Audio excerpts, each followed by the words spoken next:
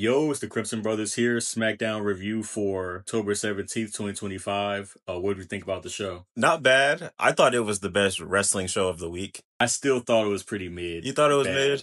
mid? Maybe it's just in comparison because I didn't see AEW. I didn't see. Well, I tried to watch TNA, but apparently they're not going to have content for the next month. I don't know how they're on. How do they have any type of I don't TV know. deal without a show? They don't have content. Even even us watching last week, they basically had no content. It was only a few matches and a bunch of replays. Isn't Bound for Glory their biggest pay-per-view?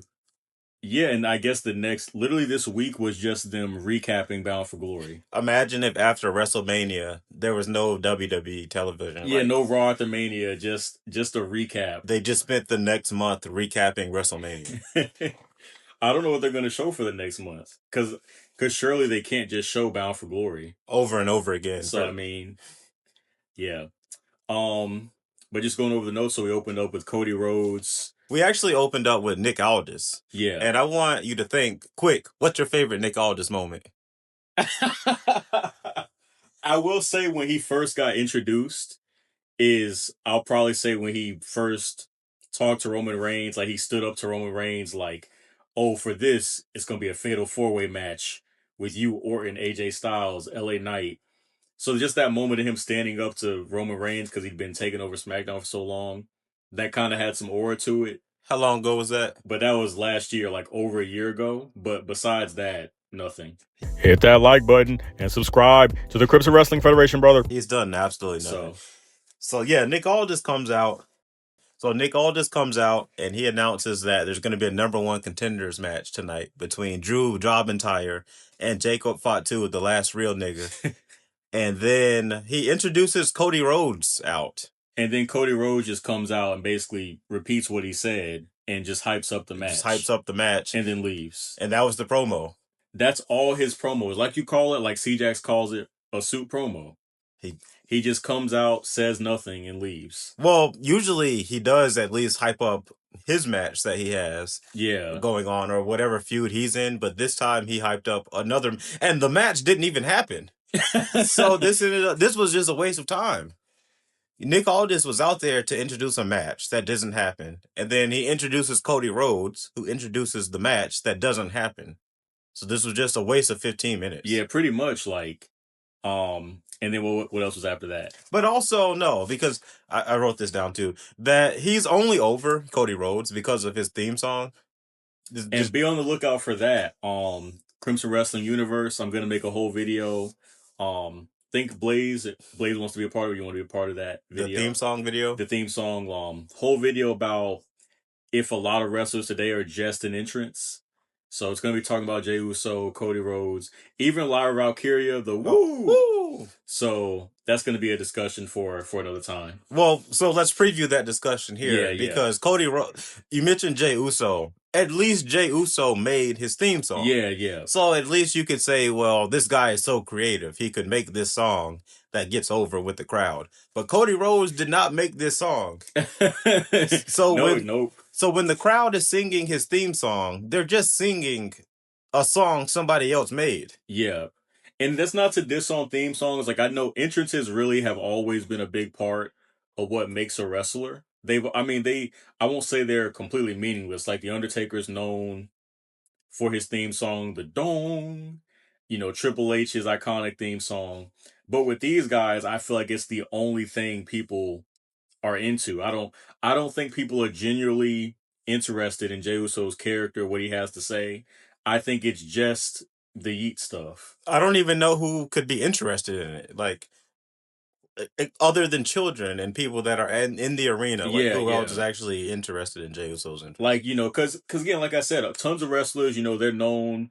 That's a part of the package, your entrance, but people would still be interested in what Stone Cold has to say, what Triple H has to say, Undertaker, The Rock, like what they had to say, their characters. They weren't just theme songs, but literally Jey Uso and Cody Rhodes. It's kind of.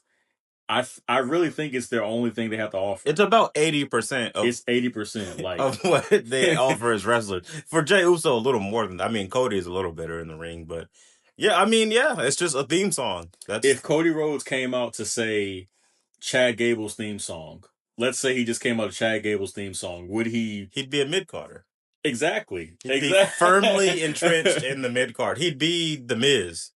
Yeah, I mean, at the very best, he'd be the Miz. And probably not even that level.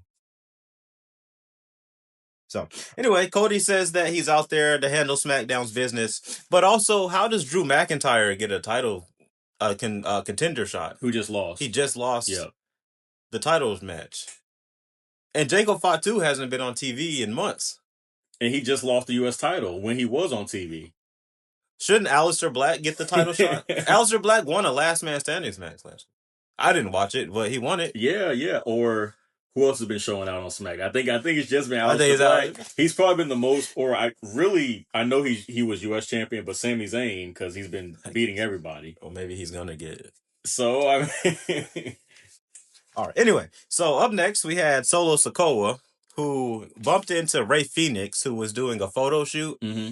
And I feel like Rey Fenix, nobody's been set up to fail in wrestling history more than Rey Fenix, who comes in named Rey Fenix, and he kind of looks like Rey Mysterio, but he's not Rey Mysterio. Rey, not Mysterio. So what is he supposed to do? You talk about... That might as well be the whole gimmick. They might as well say Rey, not Mysterio. That this guy is not Rey Mysterio. Just come up with the same theme song. Just call him Rey, not Mysterio. Booyaka, booyaka! He should do the 619, the West Coast pop. He looks just like Rey Mysterio. But he's not. And then he was just talking to them like he, again, half Spanish, half English, no subtitles. A big thing in this company, as you mentioned, I think on, previous reviews, I don't know what it is where, and I keep bringing this up again, with that one Lola Vice segment, she spoke Spanish really for like about a good 5 seconds. They put subtitles on that. When the rest of these people speak in only Spanish, they put no subtitles. Maybe the CW just has to put something like that. There's a law. Even in that past segment on this Tuesday with what's that guy's name feuding with Ethan Page, there was no subtitles. Oh yeah, and he spoke in 75% Spanish. Yeah, I don't know what's going on, why they think that's a good idea, but so the MFTs beat up Rey Fenix, over a photo shoot. And that was that segment. So we got to see Jeff Cobb. Corn on the cob. Up next, we had Charlotte Flair and Alexa Bliss taking on Sol Ruca and Zarya. And I knew that Sol Ruca and Zarya weren't winning this match. Oh, yeah, pretty much. And this is how it works in WWE, I feel like. So we were saying during the show that NXT is basically SmackDown's TNA. It's just like secondary to their wrestlers, to their brand. So if an NXT guy is wrestling on SmackDown, they're not going to win. He's just there to job. He's just the SmackDown. Same with a TNA guy will occasionally win on NXT, but for the most part, they're going to lose. Has anybody in NXT won a match on SmackDown? Besides the Hardys, pretty much like winning but it's because they're the Hardys. They're WWE people. Basically. So yeah. Has anybody from NXT won a match on SmackDown this year? I can't tell you. I can't remember. I know Javon Evans lost to Los Garza. Clean. Which tells you all you need to know. That's clean. So no NXT guy wins on SmackDown. Zarya is just the bootleg Rhea Ripley. For the most part, all she does is do that choke where she picks people up and she's choking them. That's really all she does. Charlotte gets the hot tag. The crowd, it's kind of mild for Charlotte. And you mentioned that she looks like Brandon Ingram. Or she has a Brandon Ingram, even now more than before. Like she has a very, I can't explain it. Just like a very skeleton build. It's like Brandon Ingram. At some point, Charlotte motions the suck it thing to Sol Ruca. I think she speaks for all of us. Sol Ruca does the Soul Snatcher. And it connects, but then she tries to do another Soul Snatcher on the outside. And it didn't connect. A huge botch. Big botch. And then she gets up, but she sells the botch. She gets up and she's like, let's go! Like they all do. Like we didn't just see a huge botch. You kind of have to, though, at that point. You kind of have to. It's like when you trip, you got to walk it off or dance it off. I guess what are you supposed to do? Dance it off. Some people do that. Like if they trip, they'll just try to play it off like dance. So that's the wrestler form of that. Blake Monroe is ringside. I guess this is how we knew that So Ruka and them weren't going to win. Yeah, pretty much. Because if they show somebody at ringside, you know they're going to interfere They're gonna get in some involved. way. So, what was funny about this is that nobody around Blake Monroe seemed to react to her being ringside. yeah. Like, this is like a wrestler. Like, if The Rock was ringside, I don't think people would be nonchalant about it. Like, people would be like, "Oh shit, it's The Rock." They'd be trying to take He us probably needs security. People would be, they wouldn't have him that close in the crowd but if it was The Rock.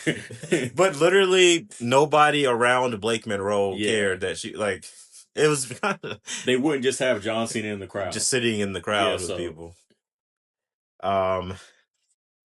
So Charlotte takes advantage of the distraction from Blake Monroe and she wins the match. That was pretty much it. And after the match, they shake hands to show respect. I don't know how they even got this title match because Sol Ruka and Zarya don't win anything.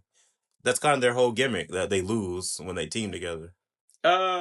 Pretty much the whole thing is that Zarya's kind of jealous of Sol because she's getting all the titles and Zarya has nothing, even though she can get other titles on her own. It's like you were saying in your review, she was mad because she wasn't in that battle royal. She could have easily just gotten the battle royal. I mean, Alicia Fox was in the battle royal. So many jobbers were in the battle royal. So what was Zarya's excuse for not signing up for the battle royal? Yeah, if a jobber from TNA was in it. Moving on.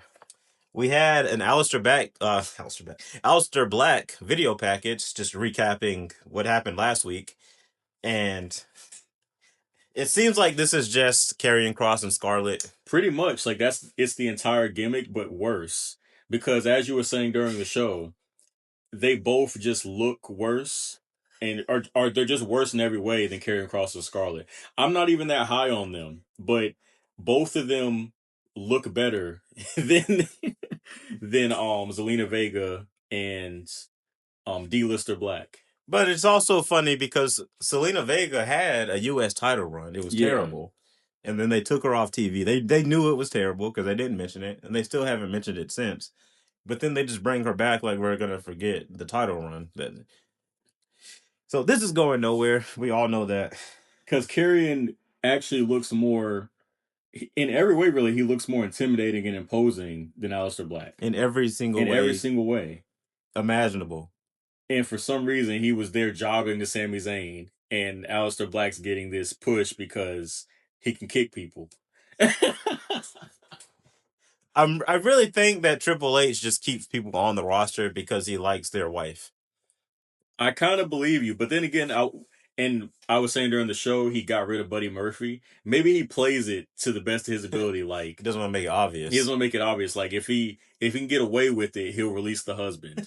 But if it'll raise eyebrows, then he has to keep them. But I think he genuinely likes DIY though, because they're kind of like one of his NXT projects. And he likes the work rate, so I think he genuinely likes DIY. I think he just likes Candice LeRae. Because in NXT, like what's the name? Johnny Gargano was basically a Sami Zayn, underdog type. So I think he just likes DIY. But he does try to do, we saw with Stephanie Vercure, this past weekend. So we saw it. I'm surprised it's not a bigger deal in the... It'll come out soon. It'll come up. More will come up soon. Maybe it's a reverse psychology thing. If he does it in public in front of everybody, it kind of desensitizes you to it. So maybe that's his way of like, okay, if I do it publicly, no one can say anything. If I harass the women publicly, it can't be a scandal when it comes out because I was doing it publicly. That's pretty... Hey. It's like... That's 4D chess right there. Backstage, we have Nick Aldis talking to The Miz. And Sami Zayn storms into the locker room. And he's upset because he's not on the show. And Nick Aldis, he probably didn't want to say it, but it's probably because of that. With that 1.029, yeah, they drew the last week. So he saw that. He was like, I can't have Sami on this show. Well, that's what they should have did with this segment. That's what Nick Aldis should have did. He should have pulled a spreadsheet of the ratings and said, Sammy, look, when you are on TV, we dip every single time, going back 10 years, essentially. Every time you're on TV, people tune out. That's why you're not on the show tonight. But then Sami Zayn just says, no, I'm going to have a match. And then he goes to the ring and starts the match. And then, which defeats the entire purpose of Nick Aldis. So he can just legitimately say no to somebody, and they can just still go out and have their match and do whatever they want. So what does Nick Aldis do? What's the point of a GM? If the wrestlers can just ignore, Wait, no, he just flat out ignored the GM and still just did what he wanted. He flat out said, "You do not have a match tonight, Sami Zayn." And Sami Zayn said, "No, I'm gonna have a match." And then Sami Zayn went out and had a match with literally no pushback for the title. It just happened, and he lost the title too. So what role does Nick Aldis serve? Nothing. Zero. I keep saying that best moment was that when he first came out, he stood up to Roman Reigns. That's about it. Sami Zayn says he doesn't want to hide and that the U.S. title means something to the fans. That's a lie. Doesn't mean anything to anybody. Then he goes out to the ring. Let's go.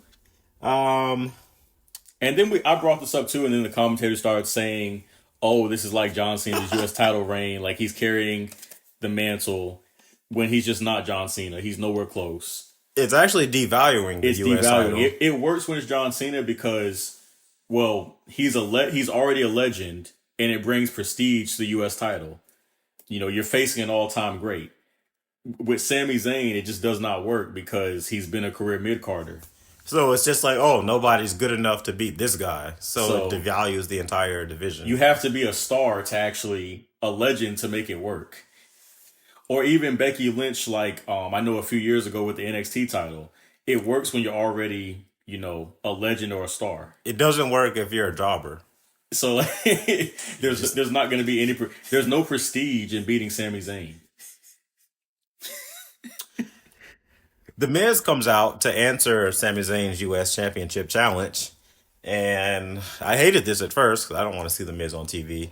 But then Carmelo Hayes came and attacked The Miz to continue their feud. I thought at first he was going to attack him and then take up the match, yeah. Right, that's what I thought. But then, Ilya Dragunov comes out, which I've been hearing a lot about him online. Now, me personally, I don't think I caught any of his matches before. Maybe I started watching again a little bit after, or, after he got injured. To me, it just really seems like, again, another work rate guy. It's just about great matches. I will say he does kind of have a bit of a character, a bit of personality to him. So I'll give credit for that. It doesn't look like it's just in-ring work. And he looks a bit more in shape. It's just like another Chris Benoit type, just like intense, small guy. That's kind of the vibes I got from it. Yeah, I had no idea who this was when he came out. I did write that he looks like a product of incest. I think that might be a little mean. Dang. But dang. So I don't want to say that he looks like a product of incest. I'll just mention that I wrote it down. I think that's just as bad. That's just as bad. But I do agree with you that he gives off Benoit vibes. Like, I feel like they were trying to go for this with Nathan Frazier. I think so, but he's kind of he's too naturally happy. I feel like he's kind of happy too. Like he doesn't really have like a angry intensity. It's just more so like excited and hype. Happy to be here. It's more like what's his name in the Street Profits? Dawkins. Not Dawkins. Montez Ford. It's kind of more so like Montez Ford. Just being hype than it is Chris Benoit, in my opinion. Like it's like that type of intensity, but yeah, I didn't mind him winning the U.S. title. Upgrade from Sami Zayn. No, it was a relief. This was like a weight off of my shoulder for some reason when he won. Like, oh, thank God. Thank God. Like, Sami Zayn being the face of Smackdown the last 2-3 months. So, and I really can't comment on Dragunov. I haven't seen a promo. I haven't seen, he's not a bad wrestler. Like, again, I like the intensity. I see a little bit there. I'm not like that into him. I still kind of see it as more just he's a work rate guy, and we already have a ton of those. But I'll see what happens with the promos. I can't really say much about it. I don't have too much faith in that, but I think we're just gonna get 20-minute matches. Probably. But I'm not mad about that. After the match, the MFTs with face paint on their face attacked both Sami Zayn and Ilya Dragunov. What's up with the masks? Which is weird. Yeah, they started doing that last week. Just last week? Yeah, because they returned last week and they returned in this face paint. Everybody wears it except Solo for some reason. But we know who it is. So, and it's weird too because backstage we saw them without the mask on. And so I guess when they attack, that's when they put it on. Is it maybe like the hoodie? I guess. Maybe they're just doing it to kind of make a parallel to the Wyatt Six. Okay. I think that's why they do it, to try to... That's probably it. Ray Phoenix comes out to make the save. And he gets choke slammed. They really should do the Ray not Mysterio Ray gimmick. not Mysterio. This is not Ray Mysterio. He's already... I mean, that's basically what he is. As is. It's just not explicitly stated. Solo says the MFTs run SmackDown. And then we get a Wyatt Six package. And Bo Dallas says something about family. I feel like during the package, it kept going. It had an effect where it would be like Bray Wyatt's face, and then it would be Bo Dallas's face. Oh, really? Maybe that was just me seeing that, but it would be like a faint overlay during the package. Maybe it's just me that saw I didn't catch that. I just saw Bo Dallas, but it's because they have kind of like the same beard. They look the same. I mean, they are. So it's like it would go to Bray Wyatt just really subtly, and then it'll go back to Bo Dallas. And then the Wyatt Six appear on the ring apron, and then we get holy shit chants. For the Wyatt Six. Completely unwarranted for what we're seeing. Think about what we're seeing here. We're seeing two jobber factions. Solo Sikoa's MFTs and the Wyatt Six. Both of these groups have just been jobbers for the last year and a half. Which the MFTs I do find entertaining, but it's not in the right way. It's like a dark state. Like it's just. But even Dark State, I feel like is meant to be funny in a sense. I'm not sure if I think you're supposed to take the MFTs seriously. Well, that's not going to happen. I think with Dark State, a little bit of it is you're not supposed to take them seriously. Are you supposed to take the Wyatt Six seriously? I mean, definitely you're supposed to. So both these teams you're supposed to take seriously. Like, I feel like with Dark State, because they have, the white guy there, he'll say sus stuff. So there's a little bit of a joke there. But these teams, they're built for you to take them seriously. But you have a guy that gets fatter every week. A whole pot belly is like 5'8". Solo Sikoa just lost all his aura, all his dominance. I never thought he had much in the first place, to be honest. But I mean, he was booked strong. I mean, as far as booking, because last year he was booked pretty strong.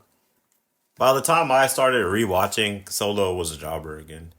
I think he had because he beat John Cena right at WrestleMania, yeah. But that didn't feel like a big deal because John Cena's been losing for years. Yeah, he lost to everybody prior to that.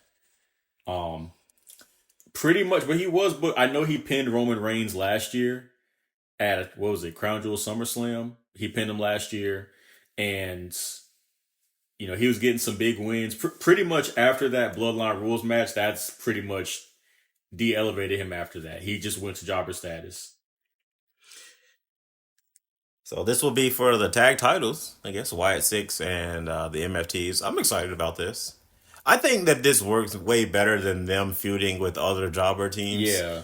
Just have the main two jobber teams. Because at least the MFTs are somewhat established. Like you can take them seriously more than the other tag teams. More than the Street Profits or yeah. DIY. Yeah. So I'm okay with this. Now, there are reports that AI is booking the show. I can see that because that ending was very confusing. Which we'll get to, but that ending was that seemed like AI. We then get a video package recapping the events of the week in Australia, and they left out Triple H being a creep to Stephanie Valkyrie in that package. Up next, we had a Tiffany Stratton interview, and she says that one loss doesn't define her, and she's then interrupted by Kiana James, who says that she knew that Tiffany Stratton didn't have what it took to win at Crown Jewel. Weird. I guess next week we're getting Kiana James and Tiffany Stratton. I'm very confused as to how Kiana James is an agent and a wrestler. That's what confused me because I thought she was just an agent. Matter of fact, in the promo she was mentioning, "Oh, I know you didn't have it, Tiffany. That's why I didn't offer you my services." But I thought one time she literally did offer her services. But she's going around the locker room. She offered like, "Oh, I can get you a pink championship belt." That's what she said. I could be your agent. So what did she? She did offer her services. So I mean, where's Julia? Maybe she fired her. She fired the U.S. champion? No, maybe Julia fired, her. Right, because what is she doing for Julia? Julia's stock hasn't increased since Kiana James. It's devalued, if anything. It's really devalued ever since she's debuted. Like, just every week passing. It feels like whoever holds the U.S. title is going to be devalued because Selena Vega held the U.S. title. Yeah. So that's just what you have. But I do like Kiana James. I'm interested to see. I thought that this was an interesting episode. Tiffany is like, well, you can show me what you're made of next week. We can fight one-on-one. Bye. Up next, we got a Motor City Gun machine package. Machine package. Motor City, how do you say it? Motor City Machine Guns Motor video City package. Machine Bombs. They've been here for 1 year, and they've drawn $0 to this company. Were they interrupted? Yeah, they were interrupted. Okay, they were interrupted by Los Gaza, and the Motor City Machine Bomb said that they beat them to debut a year ago. So I guess we're going to do this again. You could really combine Motor City Machine Gun, DIY, FTR. It's the exact same tag team. There is no difference. You can replace DIY with FTR and AEW. It would be the exact same thing. Which I will say DIY I think are slightly better than FTR. I might actually agree with you. Because at least they have Ciampa. I would agree with you. Yeah, they are better than FTR. But for the most part, these three teams are the same team. Motor City, I mean, these guys were jobbers in TNA 15 years ago. It's absurd that they're on a WWE And then roster. The commentators are like, "Oh, these guys revolutionized tag team wrestling." Even on the indies, I never really, like, throughout the years, I would always just hear about the Young Bucks. I never heard of these dudes. I heard about them in TNA, but again, they were just a mid-card TNA act. Yeah, like the main talk has always just really been the Young Bucks.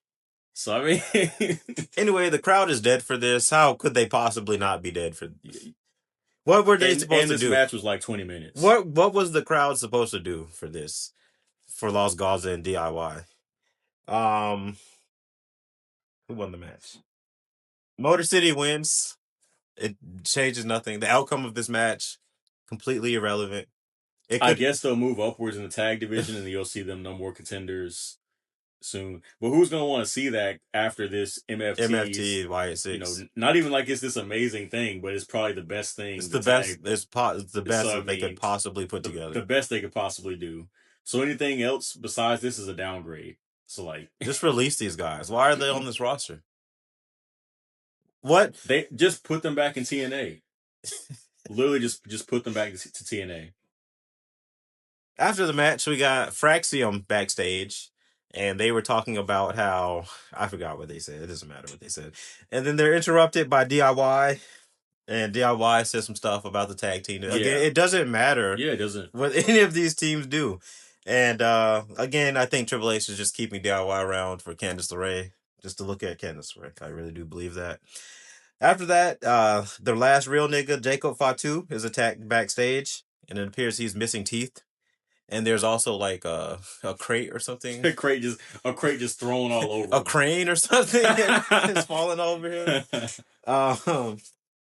So we get that, and then Drew Jobentire makes his entrance, and he has a smirk on his face because Jacob Fatu, the last real nigga, has been attacked. Drew Jobentire says that he wants to be the number one contender since Jacob Fatu can't compete. Cody Rhodes comes out. And he's all fired up.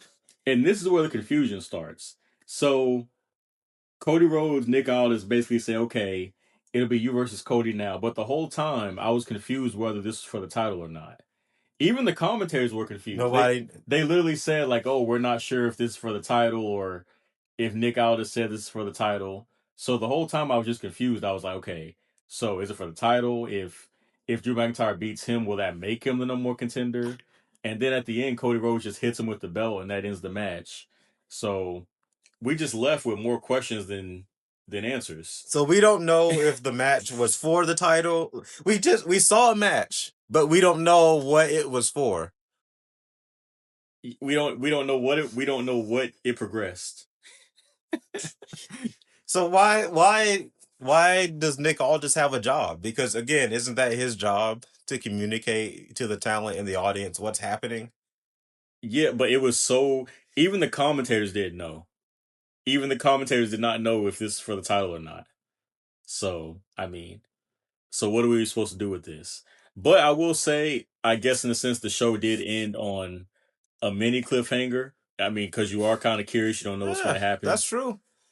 Although we do know that Drew McIntyre will get a title shot because and then lose, and so then we know that. So I guess pretty much it's just going to be it's going to be him jobbing for a little bit, maybe somebody else, maybe Jacob Fatu, until they eventually do Cody versus Orton. That's all this. It's kind of pretty much like last year leading up to Cody versus Cena. It's like when they did Cody versus Kevin Owens. You knew Kevin Owens wasn't going to win. It's the same thing here. So it was cool to see Cody wrestle in a suit. Oh no, he was killing it in that suit. I'm not going to lie. That should be the gimmick. He should just wrestle in suits. He should just do everything in suits. Everything in a suit. Wrestle in suits. Shower in a suit. Sleep in a suit. Like, no, just be the suit man. The suit man, Cody Rhodes. That was the SmackDown. What would you give it?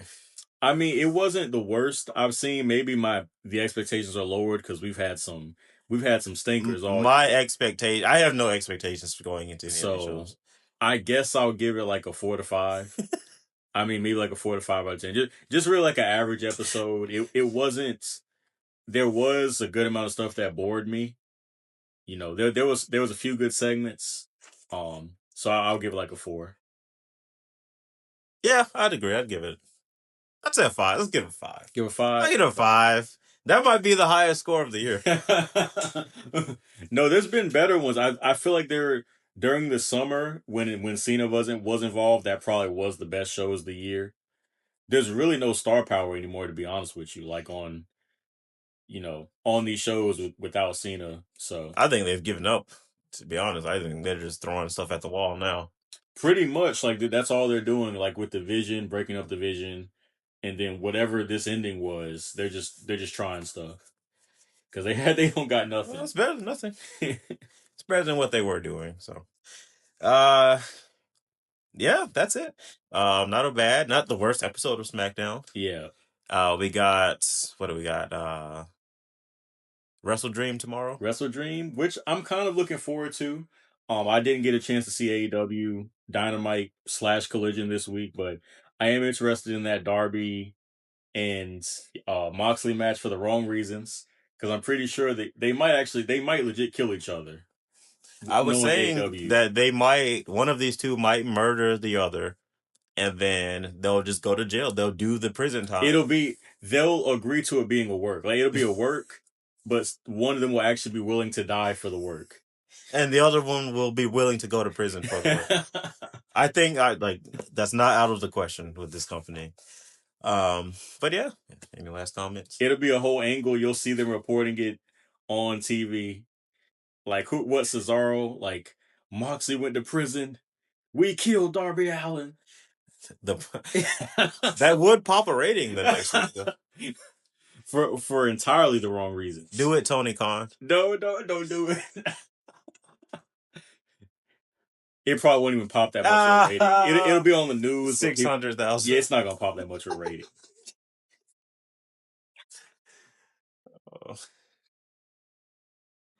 All right, but that's been the SmackDown review. Anything? I'm all out. All out. I was gonna say, I think, and I was saying this also during the show, I think Alexa Bliss was just paired with Charlotte to get Charlotte over. I think that was the entire purpose of that tag team. Because they saw at the Royal Rumble that Alexa got a way bigger reaction than Charlotte did. So this is just their way of getting Charlotte over. Is he going to get Charlotte over? Which it kind of has worked. Like, even though the reaction was mild this week, but she is getting better reactions overall. So it's serving its purpose. That's the whole purpose of the tag team. But I don't got no more. All right. Well, try to be better tomorrow. Be safe and be blessed. Peace. For more of the Crimson Brothers, follow the Crimson Wrestling Federation today. I'm commentator Havoc, the voice of the Crimson Wrestling Federation. And you can see the calls I've made in the Crimson Wrestling Federation, in the comic Crimson Wrestling Game, Story of Malice, in the description below.